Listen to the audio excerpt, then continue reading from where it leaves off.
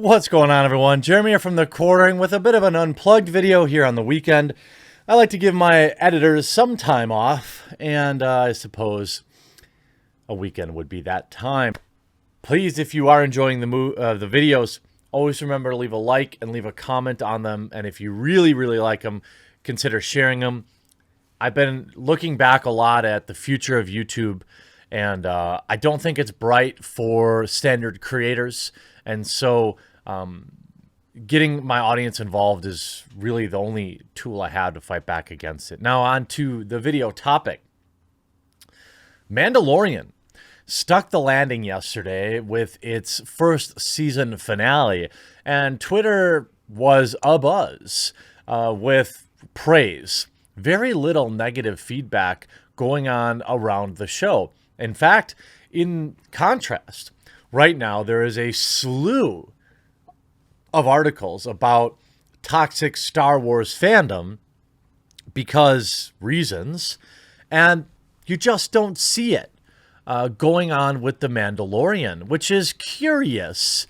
It's like the Disney Plus paywall somehow kept all of the toxic fans out.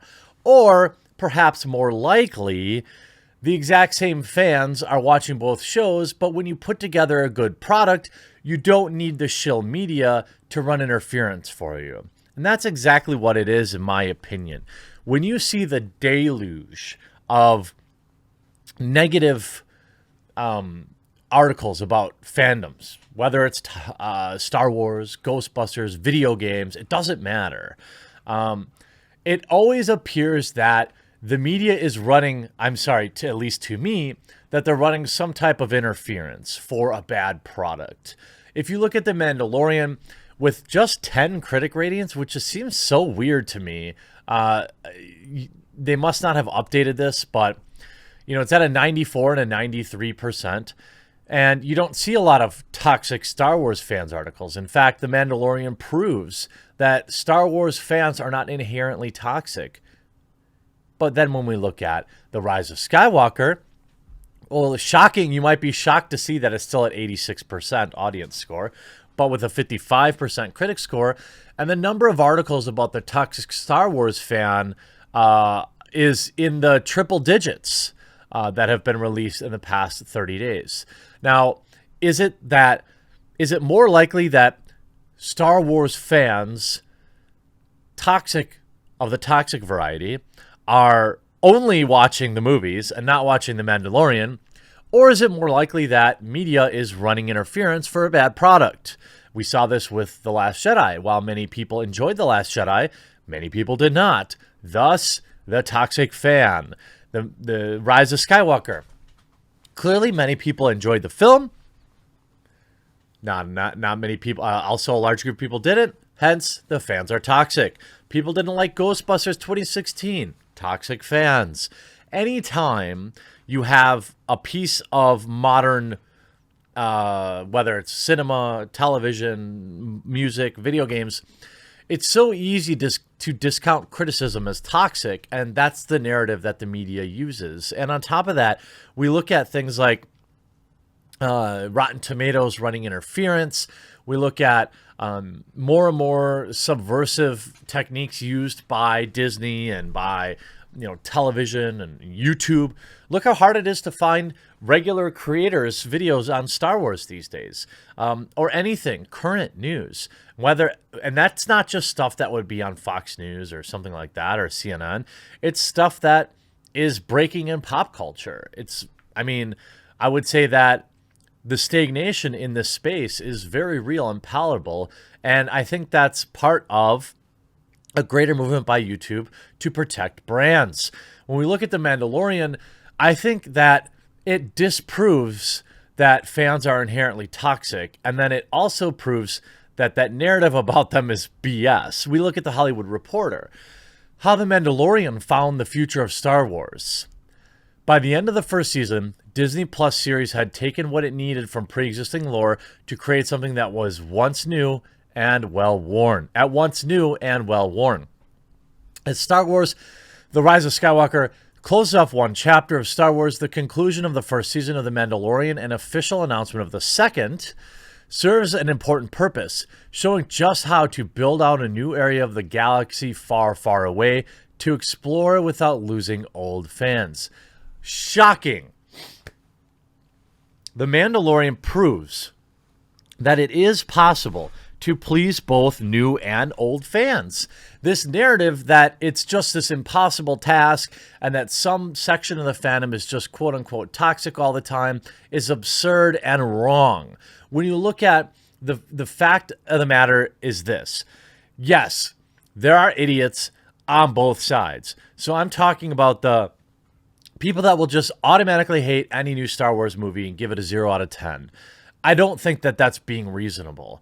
In the same light, I don't think all these purple-haired, danger-haired people writing articles about how the Rise of Skywalker is bad for women and how they are also toxic, right? I could argue that at least until data disproves it, I think we can assume that there's equal parts on both sides, which with a giant swath of normies in the middle, something like 95 to 98% of the fandom, which is probably why no matter what Rotten Tomatoes is doing, that The Rise of Skywalker is still probably a high 70% movie, because at the end of the day, it's still Star Wars. It's still a reason to go to the movies and enjoy your popcorn and see action, and it doesn't fail at these things. And the article continues. In one respect, The Mandalorian is a curiously cautious enterprise in the way that it approaches its characters. Every one of the primary characters in the show, with the exception of Cara Dune and Greef Karga, is purposely designed to visually resemble a pre-existing character with built-in fan bases from the original trilogy of the Star Wars movies. But the show, equally purposeful, refuses to use the original characters being visually echoed. Shocking. It's almost as if Favreau took that into account. It's almost as if he was an actual fan of Star Wars and understood the fandom. See, I think that it isn't a requirement for you to be a Star Wars mega fan to even make a good Star Wars movie, a good Star Wars product. What you have to do is you have to first and foremost understand the fandom. You have to be cognizant of giving them what they want while also taking your opportunities to push the boundaries and do something new. The problem that Rian Johnson had is that he took too many of those liberties to push in things that he wanted, and he didn't pay enough attention to the existing fandom. This, you could argue, went the other direction with J.J. Abrams' The Rise of Skywalker, where he spent a lot of time undoing what Rian Johnson did in The Last Jedi, and maybe a little bit too much time on fan service and not enough time developing characters. I mean, the movie could have been a half an hour longer easily.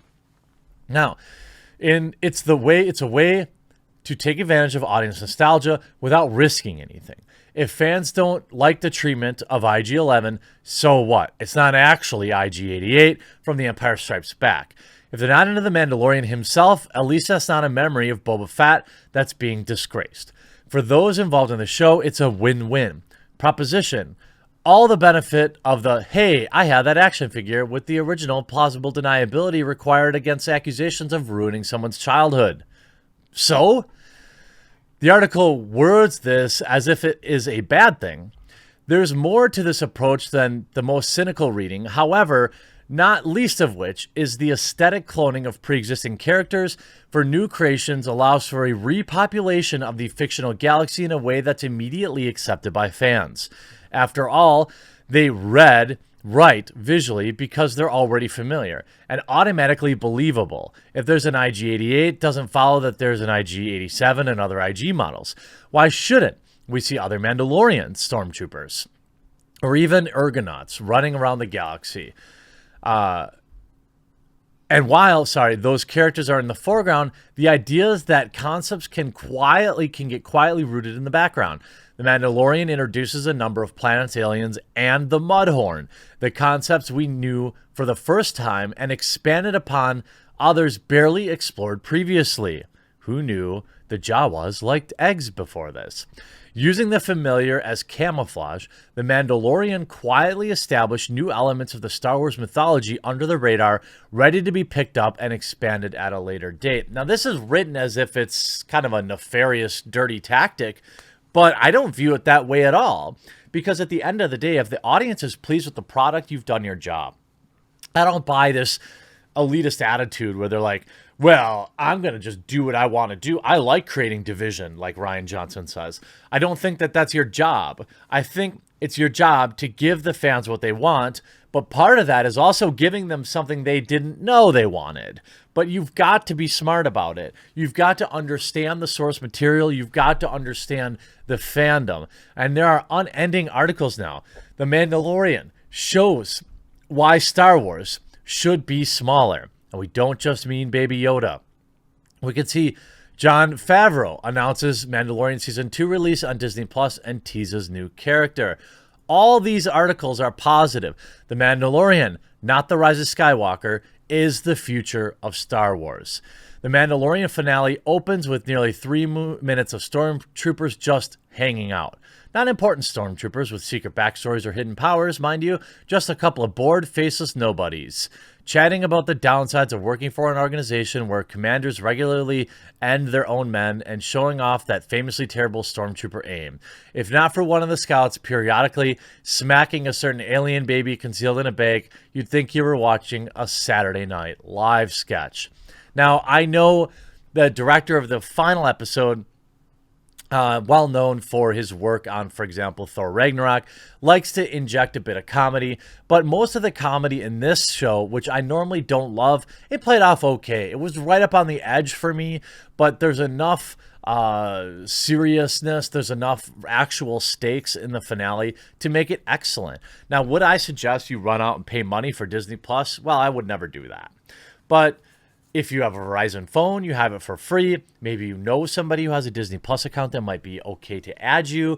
Maybe you want to jump in a boat and sail out to deeper waters. But I do think if you're a Star Wars fan, turning off all the drama around The Rise of Skywalker and just enjoying the 8 episodes of The Mandalorian is time well invested, and I think you're going to enjoy it.